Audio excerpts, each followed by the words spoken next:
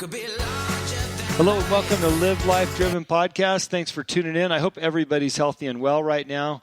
I just got back from one of my first trips that I've taken in the last 4 months. I went to, actually flew into Las Vegas from Montana, took my kids to the Polar Express, and then I spent 2 days in Vegas. And, I don't think COVID's really affecting Vegas too much. There was people everywhere. The strip was full. People were having a good time. I mean, I know the numbers are there, and the reality is they're probably way, way, way down. But it was nice to see people enjoying the holiday season and bringing some money back to that Vegas economy. They're really suffering. Kudos to the Aria Hotel. They did a great job creating a nice, safe, fun environment for everybody. The restaurants are open at 25% capacity. And, of course, I hit my regular stop, Javier's Restaurant, and had myself some Tavi tequila over there. So anyways, thanks to Vegas and a great family trip. This show is about being driven, living life, and a lot of that is what we do for work every single day, who we associate with, and companies that are making it through this COVID.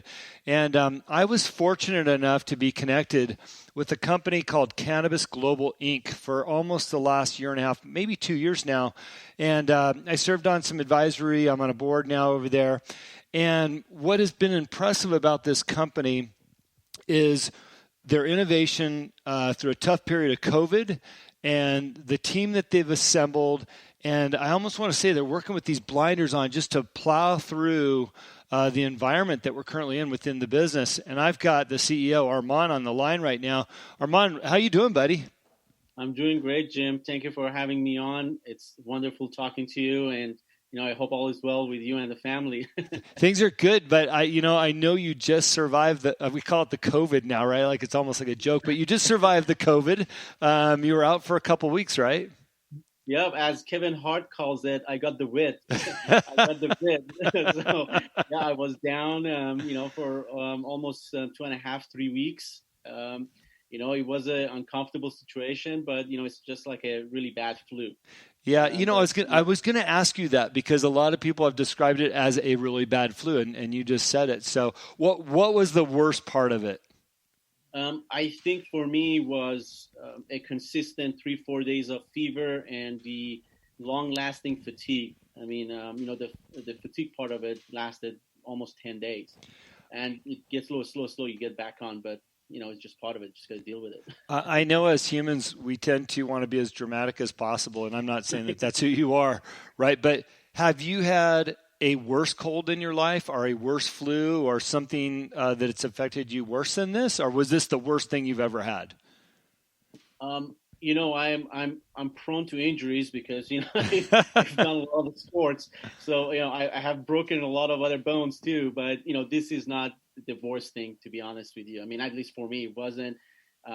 Survived it. I know different people have different reactions to it. They have different symptoms. But I kept working. I was still working, but obviously from home and quarantine in the room. But I was still trying to get things done. So yeah, here I am back to the office. Any words of encouragement to our listeners that come down with symptoms and get COVID, or if they're worried about COVID, any words of encouragement for them? Absolutely.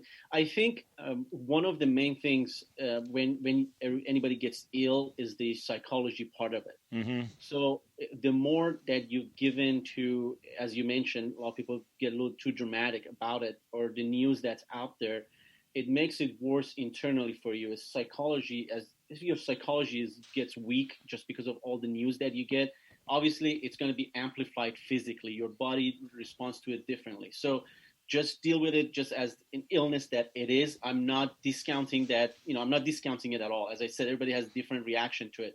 But just, stay strong. Make sure you quarantine yourself. For me, I did a lot of vitamin C's and zinc and a lot of fluid. Obviously eating gets a little difficult. But just be strong and just, take anything that you need to take. If your doctor prescribes you anything, just take it. And, at the end of the day, hopefully it doesn't become a big issue. But, yeah. You need to take care of it from the beginning. You can't ignore this. In my opinion, you can't ignore it. Yeah. Well, that's some great advice. I'll ask you one last question about this, and then we'll move on. Were you adamant about having your mask on every day and washing your hands? Were you that guy, or were you in the middle, or were you like me up here in Montana? I don't even own a mask. They'll have to give me one if I got to wear one somewhere like the doctor's office. But where did you fit in that spectrum? I think you know that I'm in downtown LA, and the office Downtown Los Angeles. Yeah. was downtown Los Angeles, and I do live close by to the office, and yeah, I had to be. I mean, I no gloves, but definitely had the mask on the way to the office. But get to the office, just wash the hands and go behind my desk. To be honest with you, you don't know where you pick this up. I mean, it could be anything. It could be from anywhere. It could be that little droplets in the air that somehow got under your mask and went up your nose, or you breathed it in. It's very difficult to tell. So, it could have been an elevator. I pressed the button, and then with my finger, I forgot. I picked my nose. Who knows what happened, right? So, unfortunately, you just got to take precautions and, be aware that there's a possibility that it may happen if you're out there.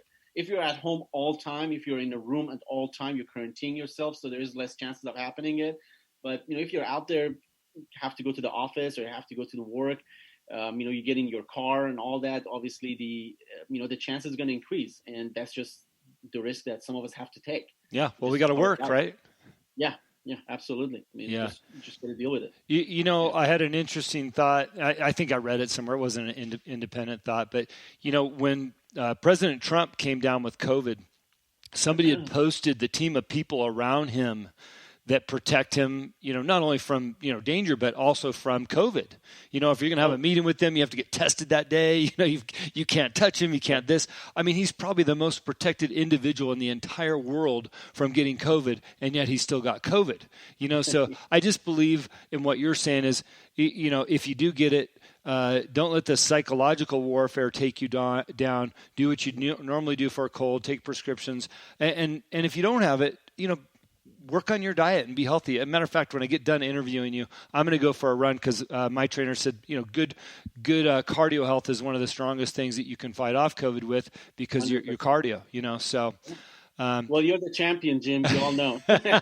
Well, I appreciate you recognizing that. I don't know. I took a couple of weeks off, but hey, I'm so excited to have you on because although I've been involved with your company on a very minor scale over the last year and a half, and recently it's been a bit more.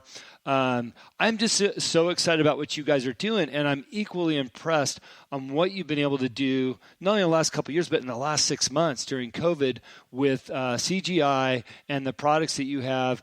I'm actually drinking a hemp you can feel coffee right now. It's my afternoon go-to, 2:30 in the afternoon. I pump a sucker out of the pod machine. So thank you for that. I eat the gummy bears. The cocktail mixers are great. For my audience, and really what I want to get after in this show, which I think is important, is what's happened the last few months and what you guys have been up to recently. But give us a brief background on what CGI, who you are and what you do for my audience so they can get an idea of how this story transpires to where we're at today. Absolutely. So, CGI Cannabis Global Inc.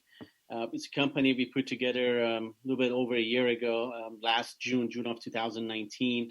And we put this company together in a view of bringing a very scientific conscious products into the industry, whether in the CBD or the THC, the cannabinoid world, through some of our IPs and technologies that we invented. And, that's I'm going to talk a little bit about those. And we put them together. And, of course, we're doing some other projects on the side, but the main thing for the company is being an IP-driven, a technology-driven, and inventive company. Mm-hmm. And unfortunately, beginning of this year, again, as we talked about, the COVID happened, and it kind of changed the landscape of doing business, right? Because now you have less interaction. You literally have no interaction. We had no interaction for a long time. And, there's so much you can do through Zoom calls or, through phone calls. It's just nothing compared to being face-to-face, meeting people and doing meetings. That just doesn't translate same way. But still, we stuck in there. We did our best. And to be honest, we've been moving forward with what we had on the agenda. And things are moving forward, some moving a little bit slower than the others. But, we've made great ways in what we wanted to do. Mm-hmm. And here we are. So some of these methods that you created are all about the nanoparticles and the nanofibers made from that cannabinoid, and how you take those products and use them for a benefit. Sure. So let me actually talk a little bit about the background of technology a little bit, Yeah. so at least the listeners would be a little bit familiar with what it is. So, we've been we made some very significant developments in about our intellectual property portfolio, and I think the most exciting ones is the most recent non-provisional patent filing we did on our nanotechnology for cannabinoids that we just talked about. So a little bit background about the nanotechnology and the provisional or non-provisional patents, so they get a little bit of familiarity with it. So last November, we filed a provisional patent on a unique method to create nanoparticles and nanofibers from cannabinoids. So we filed this on a provisional basis, which means we reserve our date of filing and we don't have to actually publish the data. Now, companies often use this provisional filing process when they're not quite ready to reveal all their secrets and data, and we thought that was a good path. However, the provisional filing only lasts for 1 year, and you need to either abandon the process or file a non-provisional. And we chose the latter, and about a few weeks ago, we filed a non-provisional patent application on the unique nanoparticles process and the actual nanoparticles and nanofibers that resulted from it. Interesting. Now, as you mentioned, these go into products that you guys have. I mean, it's great IP technology, but you also have some products that utilize these technologies. Sure. Let me tell you a little bit more about the technical aspect behind the actual technology. So, I'm going to try to break it down in more simplistic terms for everyone. Cannabinoids are oils, and our bodies are water-based. So it's difficult to get cannabinoids into our bodies as oil and water, they don't mix. So an entire subset of science has developed around how to fix this problem. And we've chosen to develop a completely new set of technologies as we believe the current state of art is inadequate. So our proprietary technology, for which we just applied the non-provisional patent protection, involves using a sophisticated pharmaceutical-based process. To basically all we do is just chop up the cannabinoid oil particles into very tiny pieces on a nanoscale. Just to give your listeners a perspective of what it is, for example, a sheet of paper is about 100,000 millimeters thick, which is approximately about 2,000 times thicker than our fibers that we just talked about. Yeah, what's interesting is that I see a lot of products out there that are oil-based, and like you just said, our bodies are water-based. So what are the benefits of what you guys are doing? Excellent. That's actually a very good question. So the benefit is that our technology, it holds the promise to make administering cannabinoids to human body much more efficient, of course, because the product companies that wish to use cannabis in their products can use far less products into it. I'll explain more a little bit about that later, which could save them money. But relative to being psychoactive and regulated part of the cannabis market, consumer product companies could use the same amount of cannabinoids but achieve much better psychoactive, and it's perfect for the customers. In many ways, we think that this technology has potential to rewrite the cost equation in the cannabis industry, in our opinion. Yeah. Well, so the value that I bring to you guys, I help sell some of these ancillary products, and maybe here and there with marketing and stuff like that, and hopefully I've made a couple of good introductions. But I saw some press releases where you were talking about natural ingredients in the process, and sometimes that just goes right over my head. But what is that all about? The natural ingredients within that process?